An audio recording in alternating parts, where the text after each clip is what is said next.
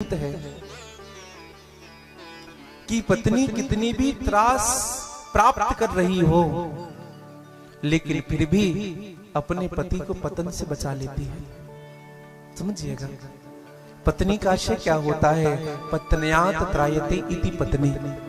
जो अपने पति को पतन से बचा ले वही तो पत्नी है, जो डूबने से बचा ले वही तो पत्नी है। और पति का मतलब क्या? पाति रक्षति यस्य सह पति। जो अपनी पत्नी की पति की रक्षा करे वही तो पति है भैया। समझिएगा, जीवन में अगर अच्छी सहचारणी आपके जीवन में अगर मिली है ना भैया, तो मैं सत्य कहूं ये संसार ही आपको स्वर्ग लगेगा। अगर सदगृहस्थ का जीवन आपका चल रहा है, पत्नी भी सदमार्ग की ओर है, पत्नी भी भगवत शरणागति की ओर है, पत्नी भी भगवत शरणागत भाव से अपने प्रभु की भी सेवा करती है और अपने पति की भी सेवा करती है। हाँ। और पति भी भगवत शरण में अपने जीवन को स्थायित्व की ओर लेकर के चला है। मैं सत्य कहूं, दोनों की शरणागत हो जाना उस घर को पवित्र बना देता है, उस घर को स्वर्ग बना देता है। हाँ। जिस घर में पति पत्नी एक मत के हैं ना भैया, उसी के घर को स्वर्ग कहते हैं। हाँ। एक घटना मैं अभी बताऊं। अभी साहू परिवार में कथा हो रही थी। इसके पहले नारदा, हाँ, महेंद्रकांत साहू जी आपके परिवार में, तो दोनों सामने बैठकर कथा सुनते थे और इतना अच्छा भाव कि जब उनसे कहा जाता था ना, बोले कथा इतने समय विश्राम, बोले नहीं गुरुजी थोड़ी सी और चलने देना। तो एक दिन ऐसा भाव हुआ कि 7 बजे तक कथा चलने दें। पति ने कहा नहीं 7 नहीं 7:30। पत्नी ने कहा नहीं गुरुजी 8 भी बज जाए तो भी कोई फिक्र नहीं। मतलब दोनों का भाव इतना प्रबल था कथा के प्रति। मैं वंदन करता हूं उनके समर्पण को। और कथा कहना आनंद कब आता है बताएं भैया? जब भगवान की कथा को स्वीकार करने वाला श्रोता भगवत शरणागत के भाव पर बैठा हो। हाँ। भाव से कथा सुनता हो, भाव से, क्योंकि बिना भाव से भगवान भी नहीं मिल सकता। भाव के बस में है भगवान, भाव बिना सब साधन झूठा, बिरथा सकल जहां, भाव के बस में है भगवान। भगवान तो भाव के बस में, और बिना भाव के भगवान नहीं मिलने वाले। अब आप कहेंगे महाराज जी भाव क्या है? बोले भाव ही तो है जो भगवान मिलेंगे। एक निवेदन करूं आप सबसे। एक व्यक्ति बाजार गया छाता लेने के लिए। 15 मिनट और बैठिएगा, प्रथम दिवस है। संक्षिप्त में मैं निवेदन करूंगा। एक व्यक्ति बाजार गया छाता लेने के लिए, और वो ऐसा व्यक्ति था जिनको भाव करना नहीं आता था। अच्छा, भाव में एक शब्द बोलते हैं, भाव ताव। सुनी जी, भाव ताव। हमें तो लगता है जिनसे भाव कर वो ताव में आ जाए वही भाव ताव है। इतने में नहीं दे सकते। कुछ लोग लड़ते हैं दुकान में जाके, भाव ताव हमें लगता है। तो पत्नी ने सिखा करके भेजा, कहा कि जितना कहे ना उनका आधा कहना। लेने जा रहे हो तुम लुट जाते हो, उनका आधा कहना। तो पति गए बाजार, छाते की दुकान में खड़े हुए। छाते वाले ने कहा भैया कैसे आए? बोले छाता लेने आए हैं, एक छाता चाहिए था। ठीक है ले लो। व्यक्ति ने कहा कितने का लगाया? दुकानदार ने कहा 100 रुपए। अब वह व्यक्ति घर से पढ़ करके आया था, जितना कहे उनका आधा कहना है। उस व्यक्ति ने कहा 50 में दोगे? 50 में। दुकानदार ने कहा 100 से सीधे 50 में मांग रहा है, इनका दिमाग तो ठीक है। दुकानदार ने कहा बाबूजी 50 में नहीं जमेगा, आप 80 में ले जाओ। अब इस व्यक्ति ने कहा अब 80 में दे रहे हो तो 40 में दो, 40 में। दुकानदार ने कहा ये सच में पगला गया है, ये लेने भी आया है कि नहीं। दुकानदार ने कहा एक काम करो भैया, बोहनी का समय है, ज्यादा देर खड़े मत रहो, हम आपसे कब तक चर्चा करेंगे। एक काम करो 60 में ले जाओ, 60 में ले जाओ। हाँ, अब इस व्यक्ति ने कहा 30 में दो, मतलब जितना कहे उनका आधा। अब दुकानदार खींच गया उनसे। दुकानदार ने कहा एक काम करो फ्री में ले जाओ, फ्री में ले जाओ छाता।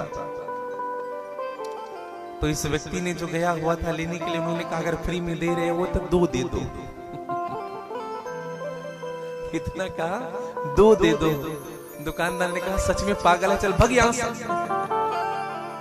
तब विचार करिए, बिना भाव में रुके, कहीं न कहीं उस व्यक्ति को रुकना चाहिए था। जब तक नहीं रुकोगे तब तक वस्तु कैसे मिलेगी आपको। तो जब बिना भाव में रुके कोई वस्तु नहीं मिल सकती, तो बिना भाव में रुके भगवान कैसे मिल सकते हैं जीवन में। कहीं न कहीं हमको रुकना पड़ेगा, कहीं न कहीं हमको ठहरना पड़ेगा। और भाव में भाव का जो एक शब्द है ना, आप कहेंगे तुमेव माता च पिता तुमेव बंधु च सखा तुमेव विद्या द्रविणम तुमेव सर्वम मम देव। आशा क्या, तुमेव माता का भाव है भगवान के प्रति। जब पिता का भाव है, मतलब जिस भाव में आप भगवान को बांध सकोगे, वह उसी भाव में बंधन में बंद करके वो आपके साथ रहने के लिए तैयार है। बस हमारे हृदय का भाव प्रबल होना चाहिए। बुरा मत मानिएगा, कुछ बात कहूं मैं आप सबसे। आज कलश यात्रा चल रही थी, रविवार का दिन था। मैं वंदन करता हूं उन सभी माताओं को जिन्होंने अपने शीश पर कलश धारण करके पूरे नगर का भ्रमण किया। लेकिन कई जन ऐसे थे, कई लोग ऐसे थे जो घर के अंदर ही रहे। 4 कदम भगवान के साथ कलश यात्रा में चलना भी जरूरी नहीं समझे। आज मैं देख रहा था निकल करके, ऐसा नहीं होना चाहिए जीवन में। एक बात कहूं आपको, आज हमारा हिंदू नववर्ष है। ये मां चंडी धाम सेवा समिति के तत्वावधान में हो रहे आयोजन तो हैं, लेकिन हमारे हिंदू नववर्ष का सबसे बड़ा पर्व है आज। और इस हिंदू नववर्ष में अगर हमने आज के दिन अपन शीश पर कलश रखा, गंगा यमुना और सरस्वती को धारण करके अगर हमने एक कदम भी चला है ना, तो हर कदम में आपने यज्ञ किया है। हर कदम में। तपती धूप में कई माताएं खुले पैर थे। हम तो थोड़ी से बाहर निकले, थोड़ी खड़ा उतार करके खड़े क्या हुए, तुरंत खड़ा पहनना पड़ा।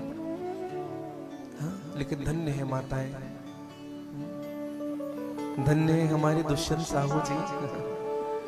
भगवान शिव की इतनी वजन, अब आप उठाएंगे तो पता चलेगा हमारे पुराण को।